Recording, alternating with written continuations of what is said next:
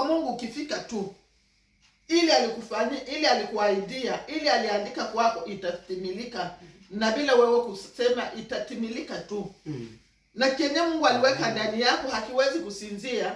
Mungu atakiwakisha tu. Unyenyekee tu chini ya mkono wa Mungu ulio hodari. Uulize wengine waliotangulia, uangalie mwenendo wao, uangalie tabia zao, uangalie jinsi walivyo. Na Paulo naye akaandikia Timotheo, ufanye angalisho kwa mafundisho ambayo unafundisha. Uwe kielelezo kwa watu wote. Yaani mahubiri yako na jinsi unavyoenenda watu wakuone hivyo hivyo, inakufanana. Amena. Ikufanane wewe. Lakini je, jinsi unavyohubiri na jinsi unavyoenenda, comportement yako, hali yako ya kujipeleka, je, inafanana injili unayohubiri?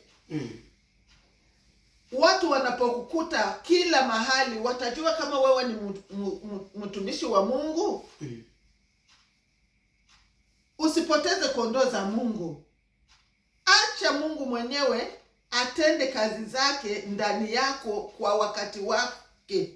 Unyenyekee tu chini ya mkono wa Mungu ulio hodari. Usiwe na kiburi. Uheshimie wazee kama wazee wakubwa wenye wanakukomalia. Uheshimie wa baba. Siku za leo ni hatari.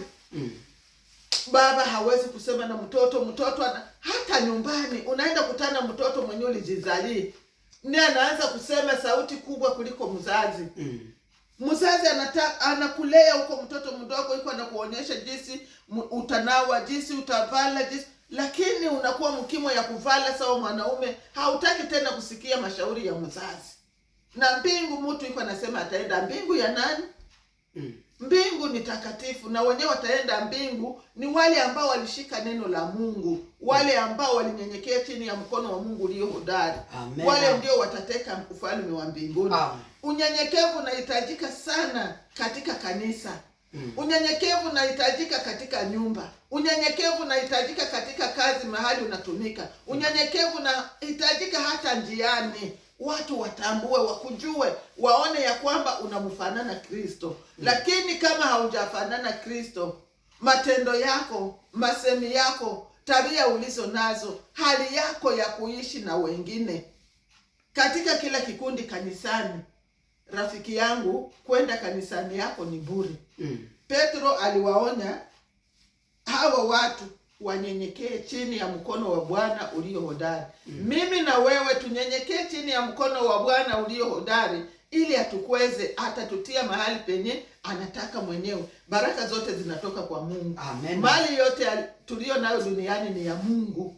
Yote tunayoshughulikia usiku kama vile mchana, tunaacha hata kwenda kwenye ibada, ni mali ya Mungu. Tunapotoka katika dunia hakuna yenye tunabeba, sababu haiko yetu. Utabeba yenye haiko yako, ni ya Mungu. Anakupatia tu ukule, ujiburudishe nayo, lakini haiko yako. Akisema toka sasa, yote inabaki. Hakuna vya kusema aseme, Mungu kwanza niende leta pesa zangu kubangi tuende. Hakuna vya kusema aseme, Mungu kwanza nifunge manguo zangu, sababu vile mtu anaweza sema ataenda safari, nitabeba sawa pandalo zangu, makostime zangu sitaziacha. Wamama wenye kupenda maspere aseme, Mungu kwanza nikamate maspere zangu. Ile ukipata bahati bana kuvalisha kale kamoya, ingine yote inabakia mdunia sababu haiko yako. Na ndio maana wanatuambia tunyenyekee tu chini ya mkono wa Mungu ulio hodari, sababu Mungu tunjua ana maisha yetu yote mikononi mwake. Yote tulio nayo ilitoka kwake. Awe mke ni Mungu alikupatia, au mume ni Mungu alikupatia, au watoto ni Mungu alikupatia, iwe nyumba ulijenga ni Mungu alitaka ujenge, iwe gari ulinunua ni Mungu alikupatia. Ndio maana tunapaswa kunyenyekea chini ya mkono wa Mungu ulio hodari, ili mwenyewe atutimizie yale ambayo anataka iwe kwetu. Neno hili ndogo libaki kwako na kwangu. Amen. Amen.